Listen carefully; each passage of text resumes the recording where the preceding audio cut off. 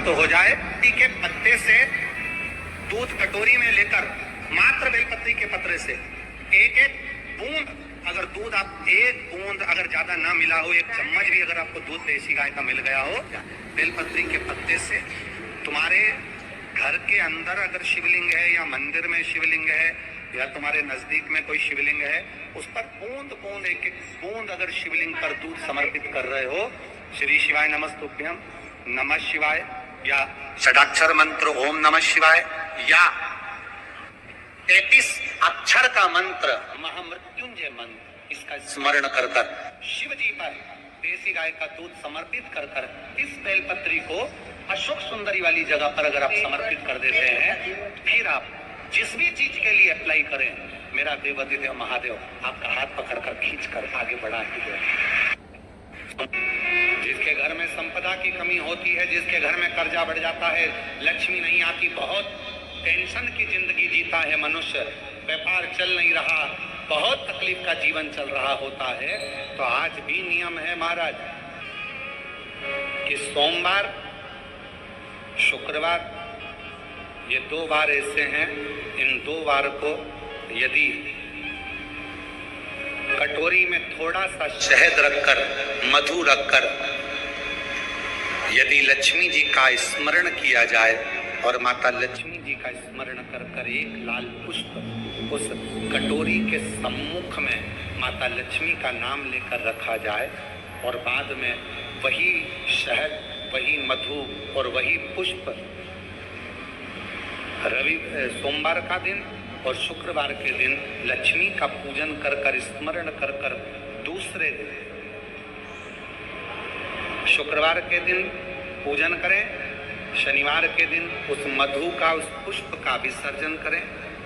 सोमवार के दिन पूजन करें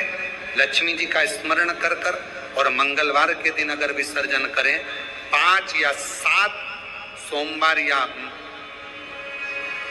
शुक्रवार को यदि आप मधु का भोग लक्ष्मी जी को लगाना प्रारंभ कर दें, शिव का नाम स्मरण कर कर, तो उसके घर में कभी संपदा की कमी नहीं होती, लक्ष्मी उस संपदा को बढ़ाती है। 5 सोमवार पूर्ण होंगे, अगर तुम्हारा दुख है वो समाप्त जरूर। अगर कष्ट का जीवन चल रहा हो, तकलीफ की जिंदगी चल रही हो, या तो 5 सोमवार या 7 सोमवार हाथ में दुर्वा, मान लो ये तुमने दुर्वा ले लिया, हाथ में दुर्वा, एक बेलपत्र, और उसी हाथ में अपने घर का भरा हुआ 1 लोटा जल, पहले रखना है दुर्वा, फिर रखना है बेलपत्र, उसके बाद में हाथ में 1 लोटा जल, और दोनों हाथों का स्पर्श करते हुए जो अपना पूजन का कक्ष होता है घर के अंदर का, उस पूजन कक्ष की साक्षी में अपने कुल देवता, पितृ देवता और अन्य देवताओं का स्मरण करते हुए, बाबा बहुत दुखी हूँ, बहुत तकलीफ में हूँ, बहुत कष्ट में, बाबा को अपने मन का भाव करते हुए, हृदय से प्रार्थना करते हुए अपने घर के मंदिर से निकल कर फिर उस जल को लेकर शिवालय तक जाओ और दक्षिण की ओर खड़े होकर उत्तर की ओर मुख कर जल समर्पित करो। बेलपत्र और दुर्वा दोनों को अशोक सुंदरी वाली चढ़ा रखा। अशोक सुंदरी की जगह तो सबको मालूम है। चढ़ा हुआ थोड़ा सा जल लेकर आओ, घर के दरवाजे पर उसका छींटा दे दो, लेपन कर दो, और बाबा से 5 सोमवार नियम से आप दुर्वा, बेलपत्र और जल का प्रयोग अगर करोगे, 5 सोमवार पूर्ण होंगे, जो तुम्हारा दुख है वो समाप्त जरूर होगा, शिव करना जरूर है। सोमवार के दिन भगवान शंकर को अगर जल चढ़ाया जाता है तो हमारे घर में शीतलता का अनुभव होता है। पहुंची और एक प्रकाश नजर आ रहा है, स्वप्न में ऐसा लगा कि मंदिर में गई और एकदम उजाला दिखा, समझ लेना कि तुम्हारा दुख कोई बड़ा था, मेरा शंकर स्वप्न में आकर याद कर तुम्हें काट कर जा। हार चुके हम जिंदगी से, वो कटी नहीं रहा, थोड़ा ठीक होता फिर दुख आता, फिर ठीक होता फिर दुख आता, तो शिव और शक्ति का स्मरण करो। बेलपत्री के पेड़ के नीचे जब भी घी का दिया लगाने जाओ तो 2 बाती एक ही दिए के अंदर, एक चावल का दाना डालकर अपनी कामना कर कर फिर जलाओ। 3 या 4 सोमवार करके देख लो क्या जाए। मान लो कोई ऐसा दुख आ ही गया कि वो कटने का नाम ही नहीं लेगा। श्रावण के महीने में केवल शंकर जी की आराधना होती है और भादों के महीने में शंकर भगवान, पार्वती मैया, गणेश जी, सदानंद कार्तिकेय जी, अशोक सुंदरी, भगवान शंकर की 5 बेटियां जया, विषहरा, शामली बाई, गौतरी, देव, ये सब प्रसन्न होती है। ये फुलेरे में जो मालाएं लगती हैं, ये फुलेरे में जो फूल की मालाएं लटकाई जाती है, ये भगवान शंकर की बेटियों के भाव से तुमरुकादि बाच रहे हैं। जिन तुमरुकादि का घोड़े का मुंह है, शरीर सुंदर है, मनुष्य का है,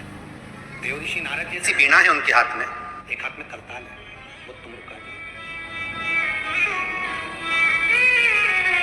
वो तुमरुकादि जो शिव महापुराण की कथा को कर रहे हैं, बाच रहे हैं, सुना रहे हैं। अब शंकर की कथा में मन एक भक्त का जब लगता है तो भगवान परीक्षा भी बहुत लेता है। बहुत ध्यान देना, भक्त जब भगवान की ओर झुक जाता है, भक्त जब भगवान का हो जाता है, भक्त जब भगवान की ओर समर्पित हो जाता है, तब भगवान अपने भक्त से थोड़ा थोड़ा खेलता है। भक्त से भगवान थोड़ा आनंद लेता है। परीक्षा सारंगनाथ जी का दर्शन जरूर करें। क्यों? क्योंकि वो एक ऐसा दिव्य दर्शन है। सारनाथ भगवान का एक ऐसा दिव्य दर्शन है, उस कुंड का ऐसा दिव्य दर्शन है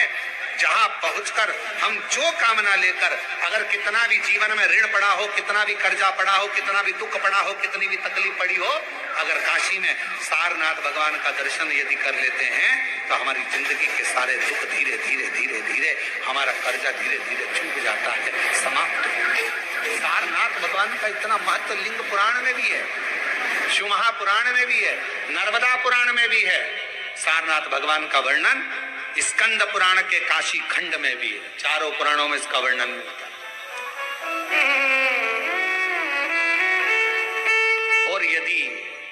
संसार का कोई व्यक्ति अगर मान लो काशी में जाकर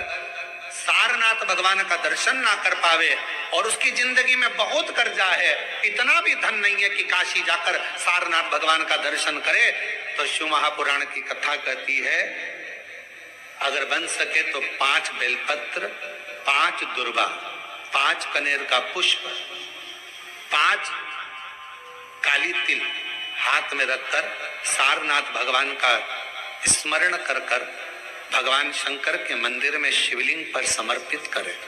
और शिवलिंग पर समर्पित कर कर सारनाथ भगवान का स्मरण कर कर लोटा भरकर जल शिव को समर्पित करे। उसी का थोड़ा सा जल झेल कर लेकर आकर अपने घर व्यापार के ऊपर छिड़कना प्रारंभ करे। धीरे धीरे 3 महीना भी नहीं लगेगा, व्यापार वृद्धि करेगा, कर्जा चूकना प्रारंभ हो जाएगा। सारनाथ भगवान का इतना महत्व है। बोल सारनाथ महादेव की।